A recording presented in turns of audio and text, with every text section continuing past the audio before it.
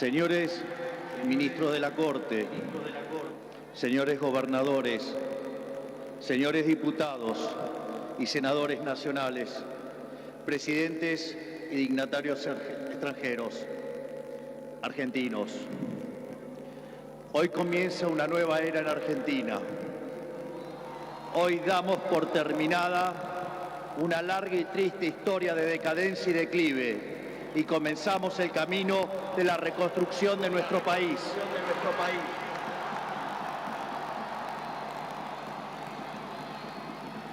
Los argentinos, de manera contundente, han expresado una voluntad de cambio que ya no tiene retorno. No hay vuelta atrás.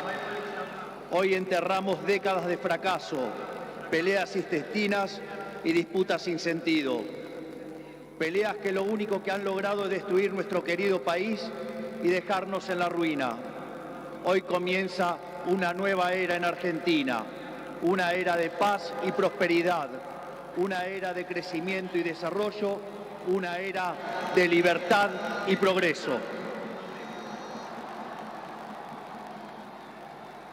Hace 200 años, un grupo de ciudadanos argentinos reunidos en San Miguel de Tucumán le dijeron al mundo que las Provincias Unidas del Río de la Plata no eran más una colonia española y que a partir de ese histórico momento seríamos una nación libre y soberana.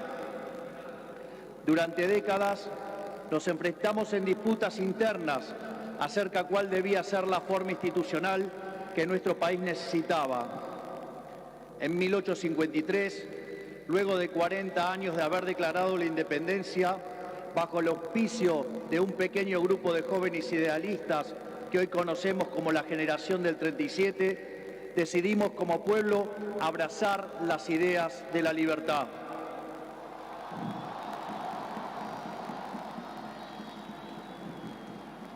Así, se sancionó una constitución liberal con el objetivo de asegurar los beneficios de la libertad para nosotros, para nuestra posteridad y para todos los hombres del mundo que quieran habitar el suelo argentino. Lo que vino después de la sanción de esa constitución de fuerte raigambre liberal fue la expansión económica más impresionante de nuestra historia. De ser un país de bárbaros enfrascados en una guerra sin cuartel, pasamos a ser la primer potencia mundial. Para principios del siglo XX éramos el faro de luz de Occidente. Nuestras costas recibían con brazos abiertos a millones de inmigrantes que se escapaban de una Europa devastada en búsqueda de un horizonte de progreso. Lamentablemente, nuestra dirigencia decidió abandonar el modelo que nos había hecho rico y abrazaron las ideas empobrecedoras del colectivismo.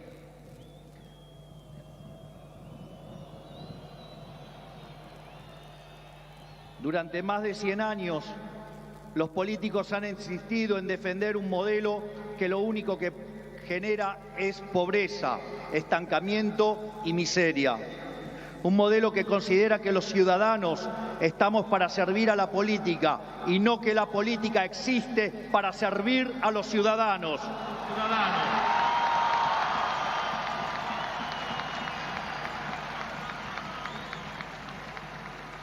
Un modelo que considera que la tarea de un político es dirigir la vida de los individuos en todos los ámbitos y esferas posibles. Un modelo que considera al Estado como un botín de guerra que hay que repartir entre los amigos. Señores, ese modelo ha fracasado. Ha fracasado en todo el mundo, pero en especial ha fracasado en nuestro país. Así como la caída del muro de Berlín marcó el final de una época trágica para el mundo, estas elecciones han marcado el punto de quiebre de nuestra historia.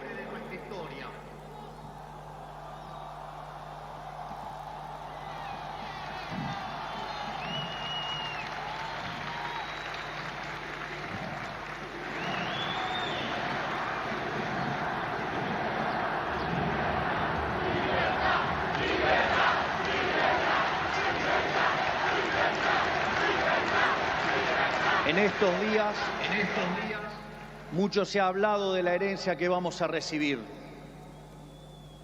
Dejen que sea muy claro en esto. Ningún gobierno ha recibido una herencia peor que la que estamos recibiendo nosotros.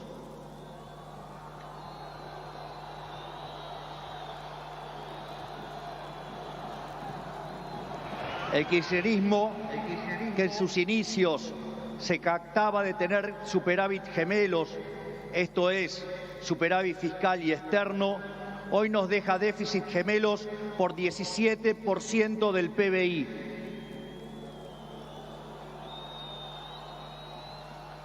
A su vez, de esos 17 puntos del PBI, 15 corresponden al déficit consolidado entre el Tesoro y el Banco Central. Por lo tanto, no existe solución viable en la que se evite atacar al déficit fiscal.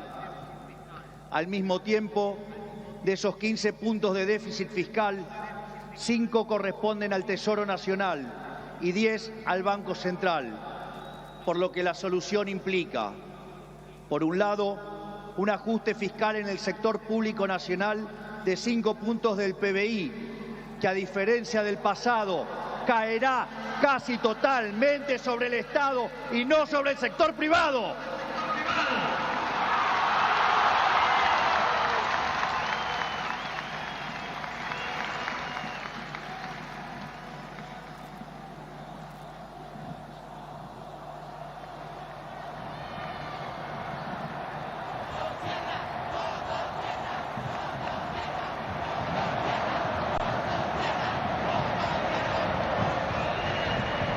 Por el otro, es necesario limpiar los pasivos remunerados del Banco Central, los cuales son responsables de los 10 puntos de déficit del mismo.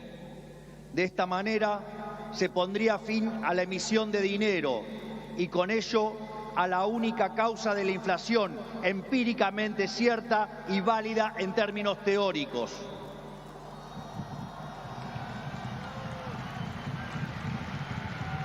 Sin embargo, dado que la política monetaria actúa con un rezago que oscila entre 18 a 24 meses, aun cuando hoy dejemos de emitir dinero, seguiremos pagando los costos del desmadre monetario del gobierno saliente. Haber emitido por 20 puntos del PBI, como se hizo en el gobierno saliente, no es gratis. Lo vamos a pagar en inflación. A su vez, el cepo cambiario, otra herencia de este gobierno,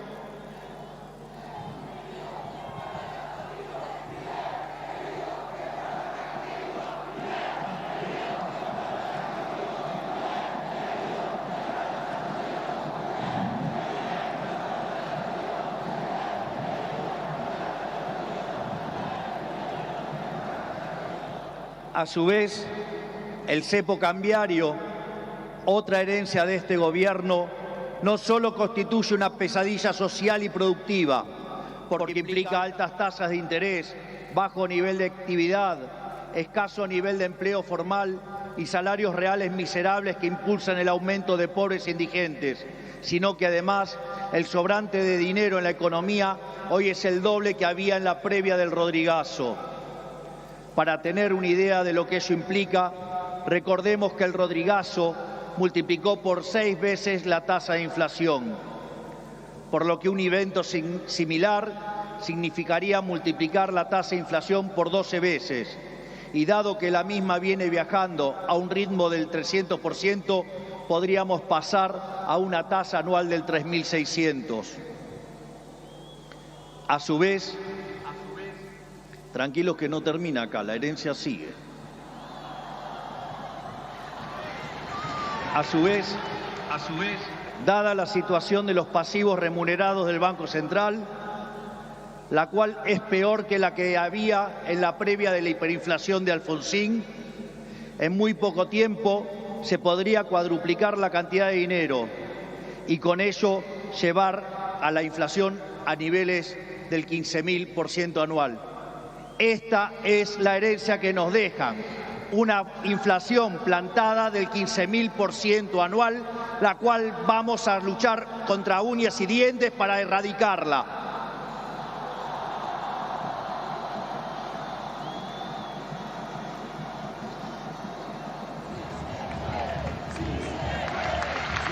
Es más, este número, que parece un disparate, quiero que sepan que implica una inflación del 52% mensual, mientras que hoy mismo ya viaja a un ritmo, de acuerdo a estimaciones privadas, que oscilan entre el 20 y el 40% mensual para los meses entre diciembre y febrero.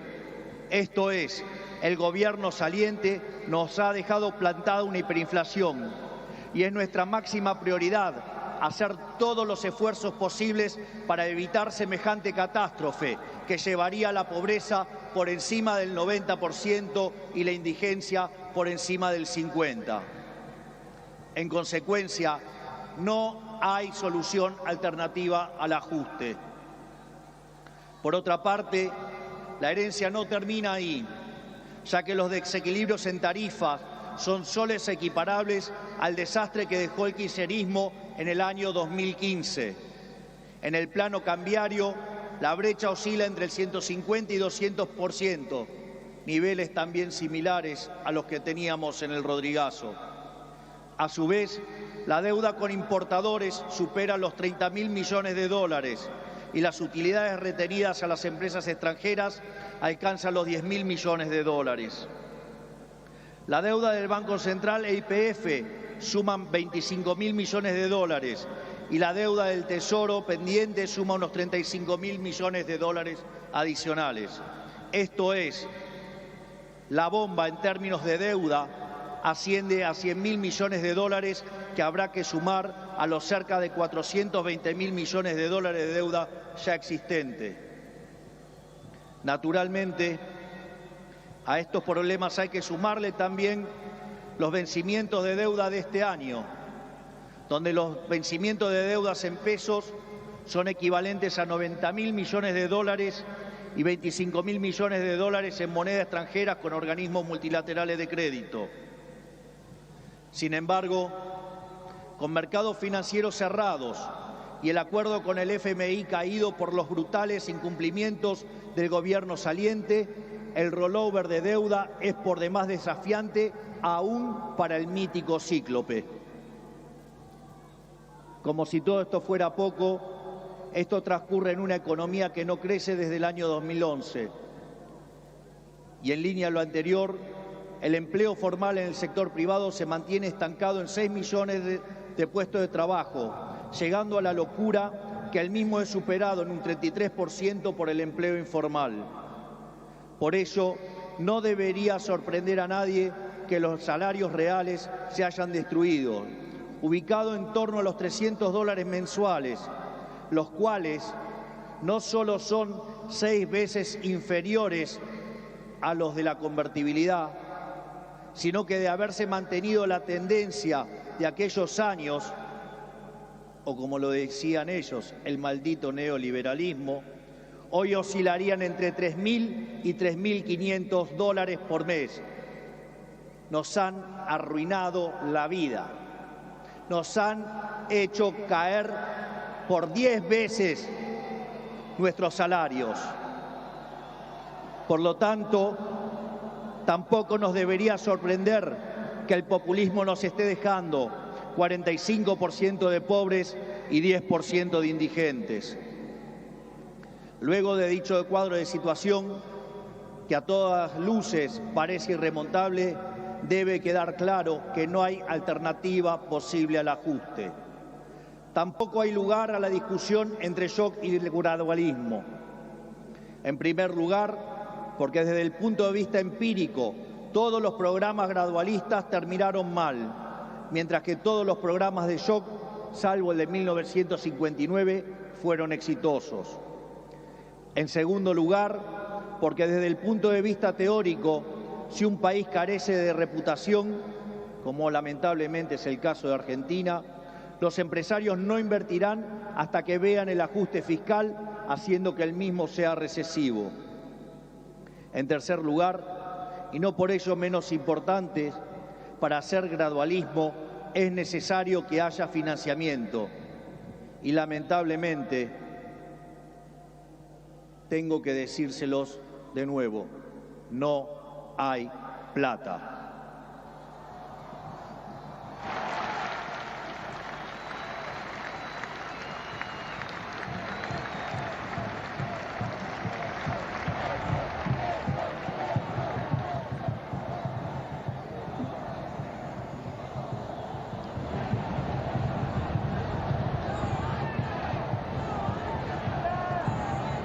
Por ende, la conclusión es que no hay alternativa al ajuste y no hay alternativa al shock. Naturalmente, eso impactará de modo negativo sobre el nivel de actividad, el empleo, los salarios reales, la cantidad de pobres e indigentes. Habrá esta inflación, es cierto, pero no es algo muy distinto a lo que ha pasado en los últimos 12 años. Recordemos que en los últimos 12 años el PBI per cápita ha caído 15% en un contexto donde acumulamos 5.000% de inflación. Por lo tanto, hace más de una década que vivimos en esta inflación. Por lo tanto, este es el último mal trago para comenzar la reconstrucción de Argentina.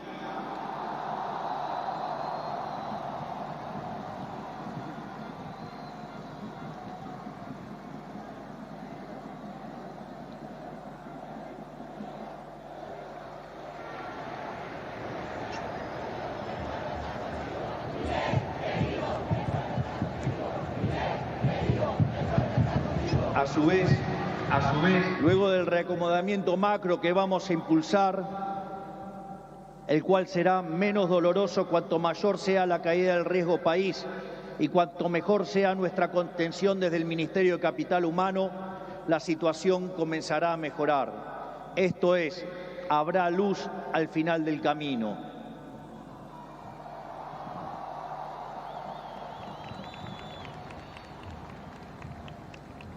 En el caso alternativo, la propuesta sensiblera progresista, cuya única fuente de financiamiento es la emisión de dinero, derivará en una hiperinflación que llevará al país a la peor crisis de su historia, sumado a que nos meterá en una espiral decadente que nos equiparará con la oscuridad de la Venezuela de Chávez y Maduro.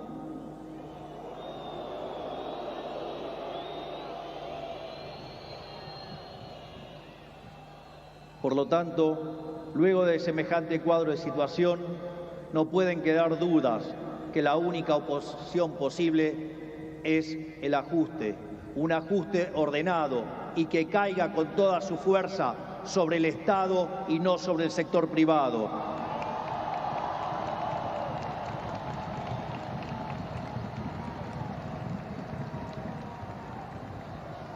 Sabemos que será duro.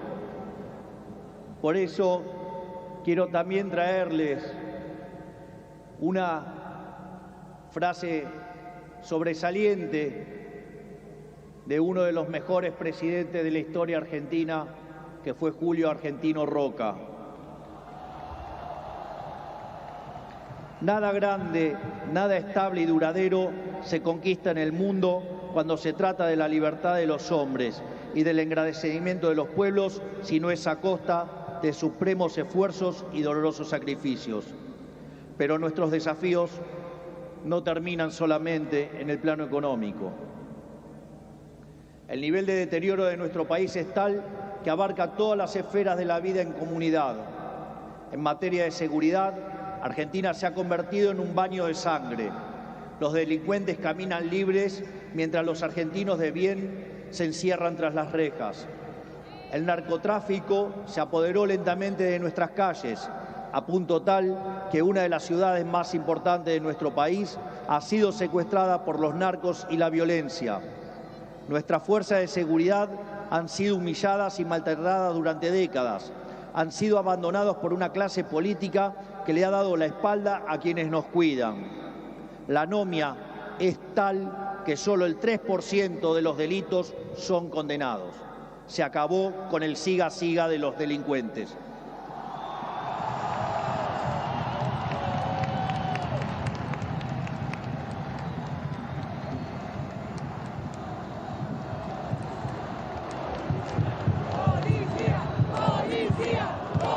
materia social, estamos recibiendo un país donde la mitad de la población es pobre, con el tejido social completamente roto.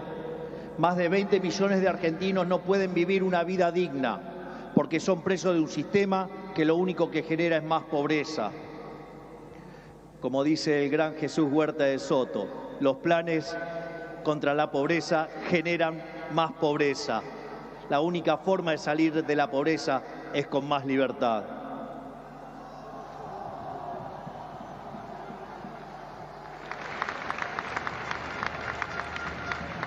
Al mismo tiempo, 6 millones de chicos hoy a la noche se irán a dormir con hambre, que caminan descalzos por la calle y otros que cayeron en la droga. Lo mismo ocurre en materia educativa. Para que tengan idea del deterioro que vivimos, solo el 16% de nuestros chicos se reciben en tiempo y forma en la escuela. Solo el 16%. Solo 16 de cada 100. Es decir, que el 84% de nuestros chicos no termina la escuela en tiempo y forma. A su vez, el 70% de los chicos que sí terminan la escuela no pueden resolver un problema de matemática básica o comprender un texto. De hecho, en las últimas evaluaciones PISA, la Argentina se encuentra en el puesto 66 de 81 y séptima en América Latina, siendo que Argentina fue el primer país en terminar con el alfabetismo en el mundo. Si se levantara Sarmiento y viera qué hicieron de la educación.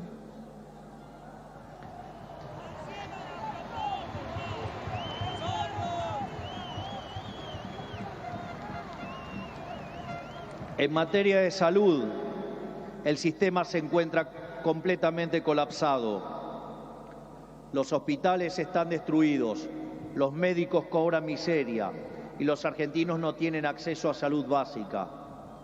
Tan es así que durante la pandemia, si los argentinos hubiéramos hecho las cosas como la media de los países del mundo, hubiéramos tenido 30.000 muertos. Pero gracias al Estado Te Cuida y su ineficiencia, 130.000 argentinos perdieron la vida.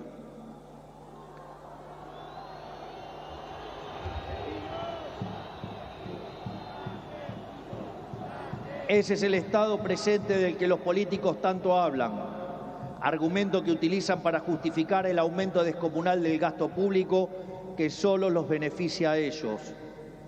En todas las esferas, miren donde miren, la situación de la Argentina es de emergencia. Si miramos la infraestructura de nuestro país, la situación es la misma. Solo el 16% de nuestras rutas se encuentran asfaltadas y solo el 11% se encuentra en buen estado. Por eso, no es casualidad que mueran cerca de 15.000 argentinos por año en accidentes de tránsito. Lo que quiero graficar con todo esto es que la situación de la Argentina es crítica y de emergencia. No tenemos alternativas y tampoco tenemos tiempo. No tenemos margen para discusiones estériles. Nuestro país exige acción y una acción inmediata. La clase política deja un país al borde de la crisis más profunda de nuestra historia. Cada uno de ellos tendrá que hacerse cargo de su propia responsabilidad. No es tarea mía señalarlos. No buscamos ni deseamos las duras decisiones que habrá que tomar en las próximas semanas, pero lamentablemente no nos han dejado opción. Sin embargo, nuestro compromiso con los argentinos es inalterable. Vamos a tomar todas las decisiones necesarias para arreglar el problema que causaron 100 años de despilfarro de la clase política, aun cuando al principio sea duro.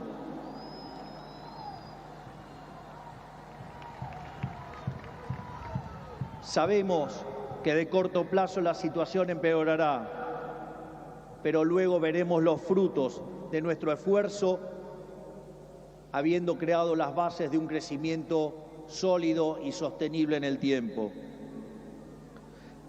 También sabemos que no todo está perdido.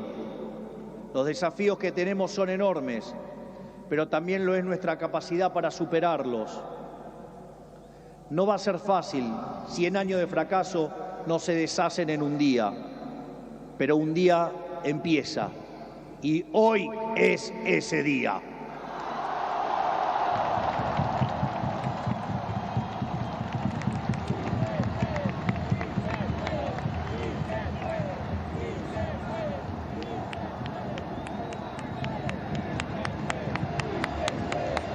Hoy empezamos a desandar el camino de la decadencia y comenzamos a transitar el camino de la prosperidad.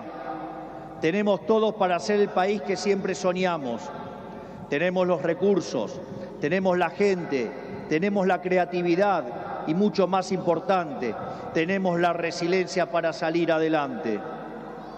Hoy volvemos a abrazar las ideas de la libertad, esas ideas que se resumen en la definición del liberalismo de nuestro máximo prócer de las ideas de la libertad, el profesor Alberto Venegas Lynch, hijo, que dice: el liberalismo es el respeto irrestricto del proyecto de vida del prójimo, basado en el principio de no agresión, en defensa del derecho a la vida, a la libertad y a la propiedad, cuyas instituciones fundamentales son la propiedad privada, los mercados libres de intervención estatal, la libre competencia, la división del trabajo y la cooperación social.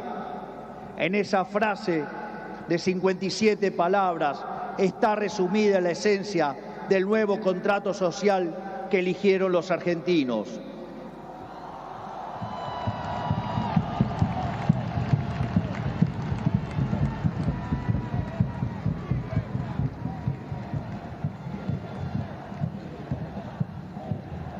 Este nuevo contrato social nos propone un país distinto, un país en el que el Estado no dirija nuestras vidas, sino que vele por nuestros derechos, un país en el que las hace, las paga.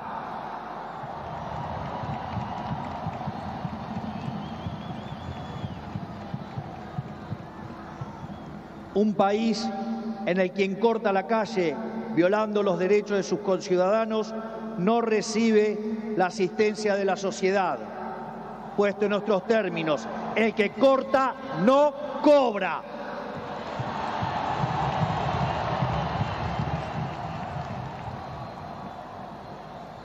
Un país que dentro de la ley permite todo, pero fuera de la ley no permite nada.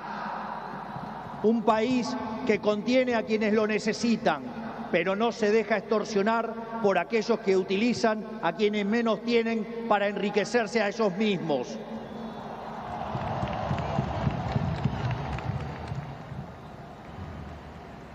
En cuanto a la clase política argentina, quiero decirles que no venimos a perseguir a nadie, no venimos a saldar viejas vendetas, ni a discutir espacio de poder. Nuestro proyecto no es un proyecto de poder, nuestro proyecto es un proyecto de país. No pedimos acompañamiento ciego, pero no vamos a tolerar que la hipocresía, la deshonestidad o la ambición de poder interfieran con el cambio que los argentinos elegimos. A todos aquellos dirigentes políticos, sindicales y empresariales que quieran sumarse a la nueva Argentina, los recibimos con los brazos abiertos.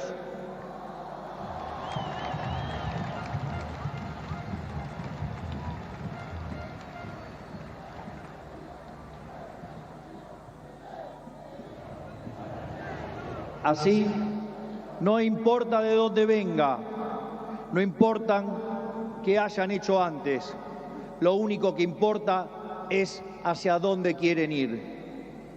Aquellos que quieren utilizar la violencia o la extorsión para obstaculizar el cambio, les decimos que se van a encontrar con un presidente de convicciones inamovibles que utilizará todos los resortes del Estado para avanzar en los cambios que nuestro país necesita.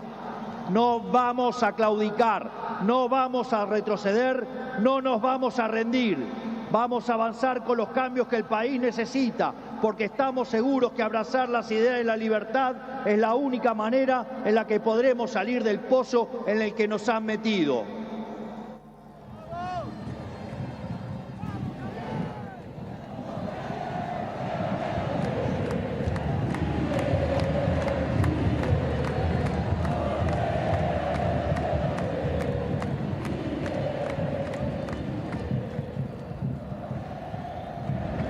Por lo tanto, y para ir terminando, que quede claro, hoy comienza una nueva era en Argentina.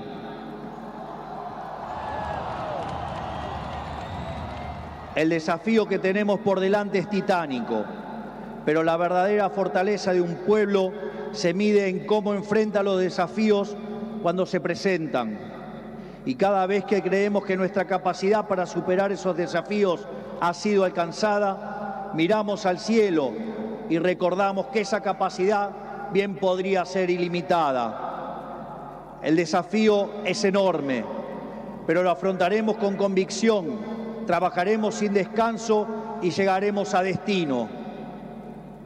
No es casualidad que esta inauguración presidencial ocurra durante la fiesta de Hanukkah, la fiesta de la luz, ya que la misma celebra la verdadera esencia de la libertad.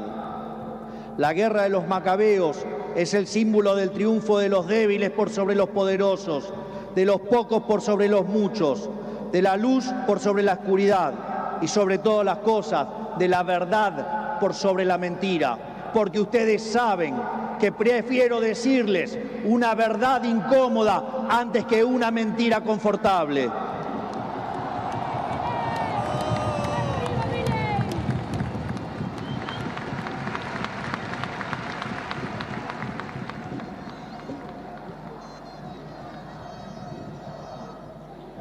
Estoy convencido de que vamos a salir adelante.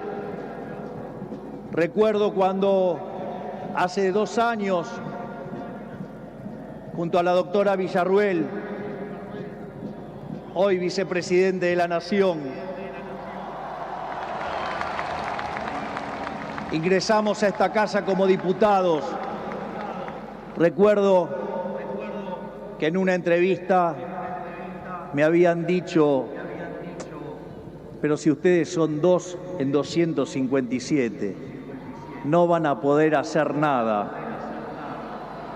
Y también recuerdo que ese día la respuesta fue una cita del libro de Macabeos 3:19, que dice que la victoria en la batalla no depende de la cantidad de soldados, sino de las fuerzas que vienen del cielo.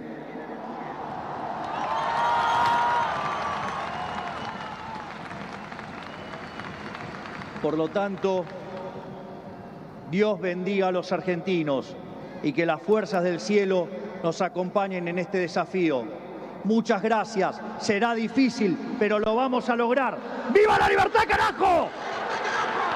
¡Viva la libertad, carajo! ¡Viva la libertad, carajo!